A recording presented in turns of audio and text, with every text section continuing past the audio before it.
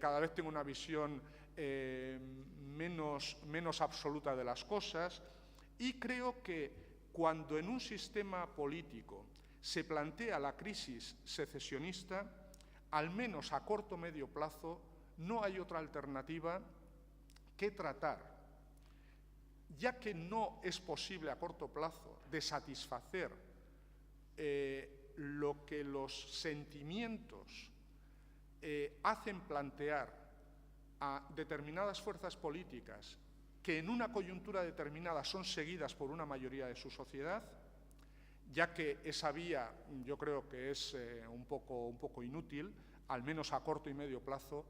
La única alternativa es la de afrontar y dar soluciones adecuadas, valiéndose de las experiencias de otros sistemas federales, a los problemas que subyacen. Claro, cuanto más tarde se afronten estas soluciones, más difícil será que sean una vía que surta efecto. Más difícil será que sea una vía que surta efecto, y en este sentido me parece, y aquí entro un poco, pero muy rápidamente para terminar, en el ámbito de Joan Poirier, me parece que en este sentido me suele gustar citar, y no es la primera vez que recurro, a una comentarista política cuyos análisis yo tengo en grandísima estima, que es Chantal Hébert, una quebequesa que escribe en el Toronto Star, entre otros medios, y explicó en un artículo de 2011 de qué forma, en su opinión, en Quebec el soberanismo estaba siguiendo el camino de la Iglesia. Muy rápidamente, de la misma forma que en la Revolución Tranquila los quebequeses habían ido abandonando la Iglesia, de la misma forma los quebequeses estaban abandonando el soberanismo, en su opinión. Y de la misma forma que los quebequeses se declaran muy mayoritariamente católicos, solo practican en 3 ocasiones en su vida, fundamentalmente, bautizos, bodas y funerales, de la misma forma el soberanismo en Quebec ya solo practica el día de la Fête Nacional. Pero luego, como hablábamos ayer en la cena, muchos soberanistas acérrimos, sin embargo, llevan mucho tiempo no votando soberanista, por distintas razones, por las razones que sean. Quizás luego Joan nos las explicará un poco, y también François Roeder nos podrán alumbrar sobre esta cuestión. ¿Y qué es lo que ha llevado, en opinión de Chantal Hébert, a esta solución? Evidentemente hubo momentos de crisis. Ella llega a decir, yo no sé si los canadienses o quebequeses que nos acompañan compartirán su opinión o no, que sin la crisis del lago Meech probablemente el referéndum de 1995 no hubiese sido necesario tan siquiera. Pero la crisis del lago Meech ocurrió, de la misma forma que en España han ocurrido crisis. ¿Y cuál es la interpretación que meses después hacía la propia Chantal Hébert en otro artículo? Yo creo que esta conclusión ahora habría que cambiarla de forma relativamente importante, con el ataque de Harper y la posición sobre el federalismo, etcétera, pero venía a expresar que el federalismo canadiense, a pesar de los pesares, a pesar de cómo acabó la crisis del lago Meech y del acuerdo de Charlottetown, sin embargo, había tenido capacidad de transformarse de forma importante, y ella lo llegaba en 2011, ahora igual no mantiene la misma opinión.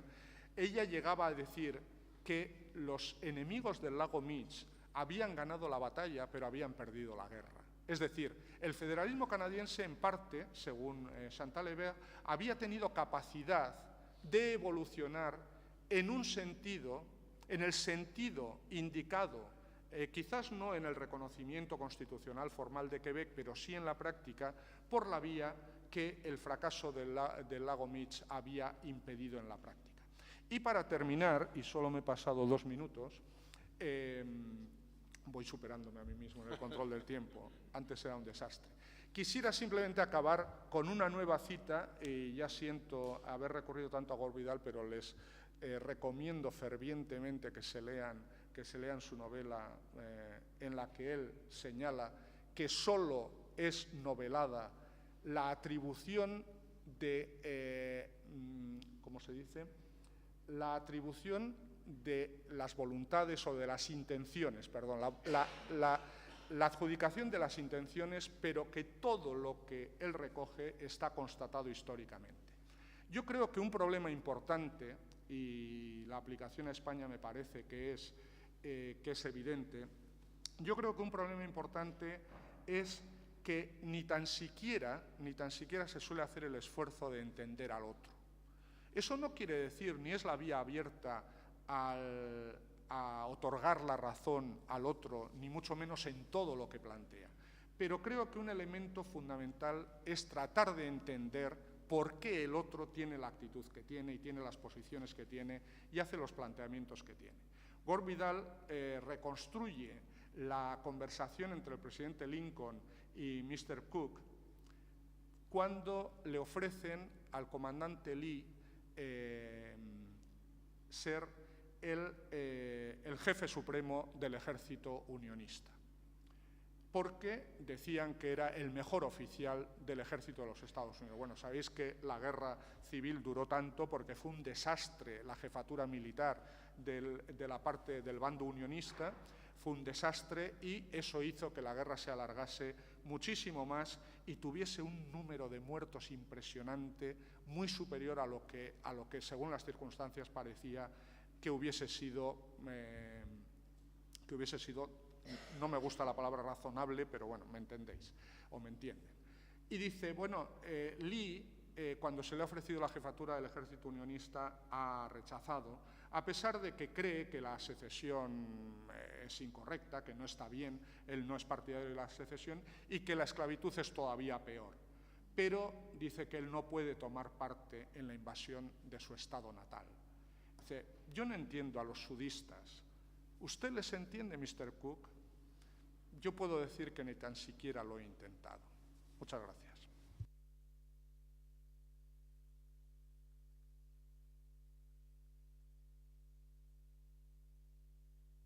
Gracias, profesor López Basaguren, por su ponencia.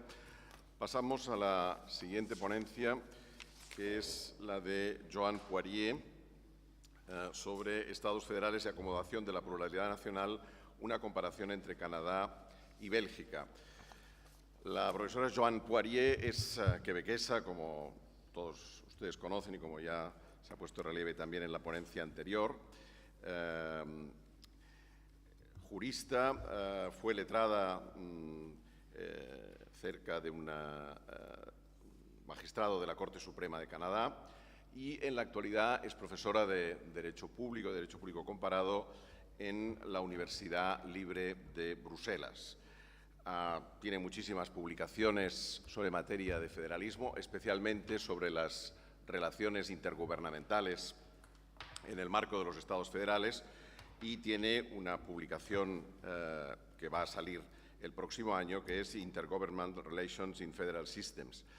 Por lo tanto, además, en esta doble condición de quebequesa de origen y de residente en Bruselas y profesora de Derecho Público, yo creo que no podíamos encontrar una persona más adecuada para desarrollar el tema que le hemos pedido, que es esta comparación entre el federalismo canadiense y el federalismo belga a propósito de la problemática que nos ocupa hoy, que es la de la acomodación de la pluralidad nacional.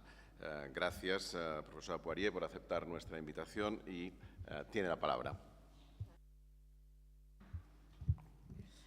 Estimados colegas y amigos y amigas, antes de comenzar me gustaría dar las gracias a los organizadores de esta conferencia por la oportunidad del diálogo científico sobre el fenómeno del federalismo multinacional. Siempre es un gran placer volver a Barcelona y sobre todo quiero dar las gracias a Joan por su paciencia, que finalmente fue capaz de responder positivamente a sus múltiples invitaciones. Gracias a Eliseo para el honor de encontrarse en esta sala del Consejo de Garantías Estatutarias. Es un honor para yo. A fin, ya que no podemos pasar una semana aquí, propongo cambiar el idioma. Voy a seguir en inglés, pero por supuesto que estaré encantada de responder en inglés o francés a las preguntas, en castellano, o quién sabe en catalán, pero no en vasco, lo siento, Alberto. Before taking this trip to Belgium and Canada, I would just like to say something about a very far away country where these issues are intensely debated right now at the cost of lives again, and that is Nepal. Nepal had elections on Monday, 6 years after the end of a civil war. They had 4 years of drafting a constitution with a constitutive assembly. And at the end of 4 years, the assembly was dissolved without the adoption of a constitution. But they had agreed on about 95% of the elements of their new constitution, including quotas for women, eradication, in theory, of the caste system, human rights, the abolition of monarchy, major, major evolution. But the major stumbling block was federalism. And in the end, for political accommodation, there was a very shallow agreement that the new Nepal post-constitution would be federal, but nobody could really agree on what it meant. The assembly was dissolved. Now there are new elections were held. I don't know yet what the results were. But it's clear that federalism has become part of the absolute lexicon of recognition in Nepal. Now, if you don't know anything about Nepal, and I wouldn't, it's a small country. It's about twice the size of Belgium. Of course, it has the highest mountains in the world and most tigers in the south.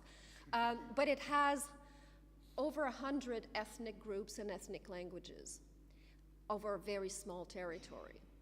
Now, how you can design a federal system in that context is mind-boggling. But at this stage, and I would just like to draw this paradox because I'm very puzzled by it, there's no way of going back on the commitment to have a federal system. All there is some kind of resolve to find the best system, and a major, major division between what some call territorial federalism, so it would be divisions more or less on the basis of viability, economic viability and geography, and what others would call ethno-federalism or plurinational federalism, although very few of those groups would consider themselves to be nations in the sense we would probably use it here. There has to be some kind of compromise, clearly, between the two. But all this to say that the proof is in the pudding. There's very difficult circumstances in some of these countries. Federalism has been sold as a solution by the federal industry, of which I am a part, and I'll take the blame for it, over the last 20 years, and it has become part of the non-negotiable lexicon in some of the countries, leading perhaps to more tensions in the absence of examination of alternatives. I am not saying federalism is not good for accommodation, I'm just saying it might not be the only solution, and sometimes it might create more problems than it solves. And Belgium is probably an indication of both, and I'm not quite sure about Canada anymore. So I hope François can help me understand what's happened to the country, and Canada or Quebec, to both countries which I inhabited. That was the planned outline. It looked pretty balanced and, sort of French in style. And for all sorts of reasons, when I tried to prepare it in 45 minutes, it just didn't work that way. So I ended up as a pragmatist, more Anglo-Saxon, just one thing after the other. And this is what it might look like. Don't worry about all these issues. But what I've decided to do, instead of going through an analysis which would be more analytical, I decided to just take a few points and try to compare Canada and Belgium. So it's a bit more basic, and I'm afraid it might be sort of very superficial for many of you. But I think it will help us draw the parallels and the differences perhaps more readily. There are issues, the ones I said I will not look at, lots more things that I did not look at, but these I have slides for but no time for, but we can come back to them, the ones at the bottom, which could be interesting. Nobody in the world is particularly interested in the role of the monarchy in a federal system, except perhaps Belgium, Canada, Spain, and Nepal, but there's no need to talk about them now. Just very briefly, some parallels, and I'll come back in more depth, in more detail with some of them.